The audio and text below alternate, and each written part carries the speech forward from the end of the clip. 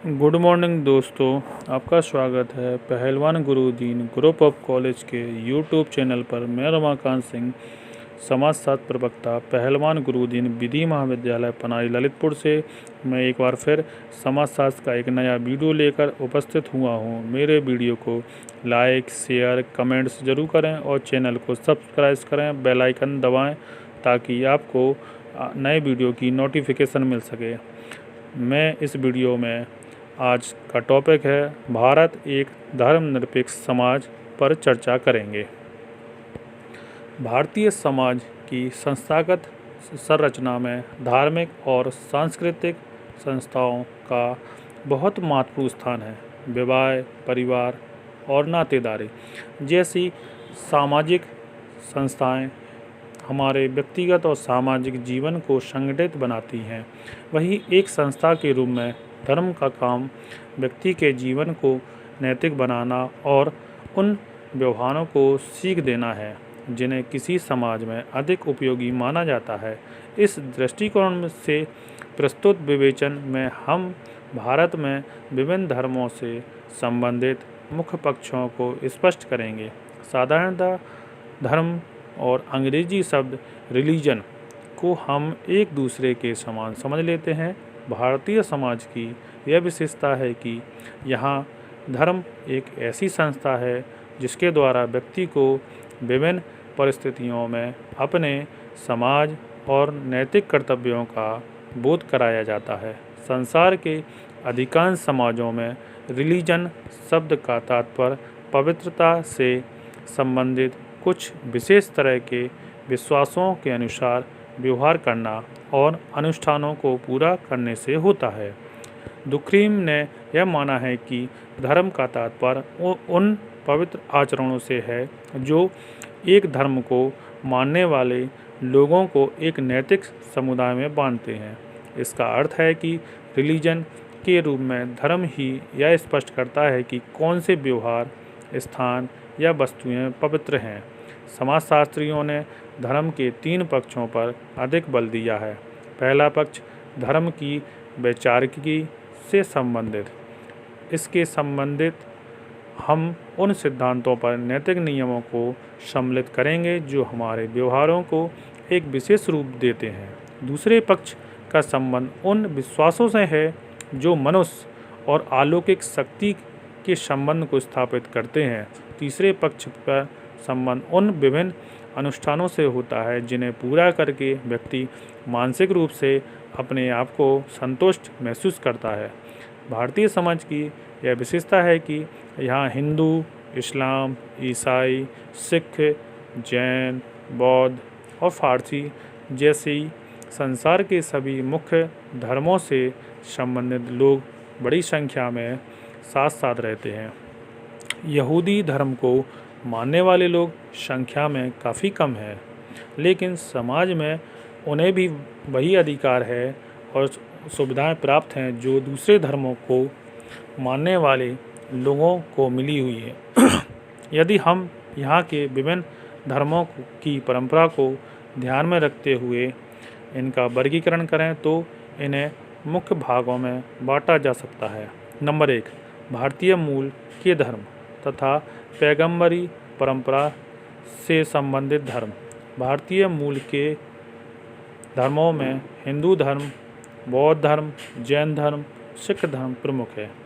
इन चारों धर्मों का उदय और विकास भारत की परंपराओं में कुछ अंतर होने के बाद भी इनके मौलिक सिद्धांतों में अधिक अंतर देखने को नहीं मिलता है। पैगंबरी परंपरा में इस्लाम, ईसाईयत और यहूदी धर्म मुख्य है। इन धर्मों द्वारा यह विश्वास दिया जाता है कि मानव जाति के लिए ईश्वर अपने पैगंबर के द्वारा कुछ ऐसे संदेश देता है जिनमें विश्वास करना और उनके अनुसार व्यवहार करना जरूरी होता है। पारसी शब्द में इन दोनों शाखाओं की विशेषताओं का एक मिला जुला रूप देखने को मिलता है। मंदिर, बौद्ध विहार, जैन तीर्थ, गुरुद्वारे, गिरजाघर और मस्जिद आदि विभिन्न धर्मों के वे पवित्र स्थान हैं जिनमें व्यक्ति अपने आप को एक अलौकिक शक्ति के समीप अनुभव करता है। यह सच है कि आज भारत की जनसंख्या में अकेले हिंदू धर्म के अनुयायी लगभग 80% हैं, लेकिन अनेक शाखाओं और संप्रदायों में विभाजित होने के कारण उनके विश्वासों तथा व्यवहारों में बहुत अधिक विविधता देखने को मिलती है। सभी जानते हैं कि बौद्ध धर्म की स्थापना भारत में हुई तथा एक लंबे समय तक भारत में बौद्ध शासकों का साम्राज्य रहा। इसके बाद भी भारत में आज बौद्ध धर्म को मानने वाले लोगों की जनसंख्या लगभग 0.80% है। इसके विपरीत अनेक दूसरे देशों में बौद्ध धर्म का व्यापक प्रसार हो जाने के कारण आज संसार के सबसे अधिक व्यक्ति बौद्ध धर्म को मानने वाले हैं। भारत में इस्लाम तथा ईसाई धर्मों का प्रसार मुस्लिम आक्रमणों तथा पुर्तगाल और इंग्लैंड की ईसाई मिशनरियों के माध्यम से हुआ है, लेकिन आज भारत की जनसंख्या में पाकिस्तान के अलग हो जाने के बाद भी मुसलमानों की संख्या लगभग 16 करोड़ तथा ईसाइयों की संख्या लगभग 2.78 करोड़ है। सन 1961 की तुलना में 2001 तक विभिन्न धर्मों के अनुयायियों की संख्या में होने वाली वृद्धि से भी हमारे समाज की सर्वधर्म समन्वय की प्रकृति को समझा जा सकता है। सिख तथा इस्लाम के अनुयायियों की वृद्धि दर सबसे अधिक रही है। दूसरी ओर सन 1961 में हिंदुओं का प्रतिशत जहां 83.50 था, वहीं 2001 में यह घटकर 80.5 हो गया। पिछले 40 वर्षों में हिंदू जनसंख्या की वृद्धि का प्रतिशत इन सभी धार्मिक बहुलताओं के बाद भी भारत में एक धर्मनिरपेक्ष समाज है। यहाँ प्रत्येक धर्म को मानने वालों को अपना विकास करने के समान अवसर प्राप्त है। धार्मिक आधार पर सहिष्णुता और उदारता भारतीय समाज की प्राचीन विशेषता रही है। हिंदू धर्म यहाँ का मौलिक और सबसे प्राचीन धर्म रहा है, लेकिन आज से लगभग 2800 वर्ष पहले यहाँ बौद्ध और जैन धर्म आरंभ होने के बाद इन्हें फलने फूलने के अवसर मिले। मुगल काल में इस्लाम धर्म को मानने वालों की संख्या में काफ़ी वृद्धि हुई है, जबकि 16वीं शताब्दी में गुरु नानक देव द्वारा सिख धर्म आरंभ किया गया। ब्रिटिश काल में यहाँ ईसाई मिशनरियों के प्रभाव से ईसाई धर्म का काफ़ी विस्तार हुआ है। इस तरह भारत धीरे धीरे एक धार्मिक बहुलता समाज के रूप में बदल गया। भारत में मुगल काल और ब्रिटिश काल में प्रत्यक्ष और अप्रत्यक्ष रूप से इस्लाम और ईसाई धर्म को मानने वालों को काफ़ी संरक्षण मिला, लेकिन स्वतंत्रता आंदोलन के समय से ही यह महसूस किया जाने लगा कि भारत को एक ऐसे राष्ट्र के रूप में विकसित करना आवश्यक है जिसमें सभी धर्मों को मानने वालों के बीच सहयोग और सद्भाव बढ़े।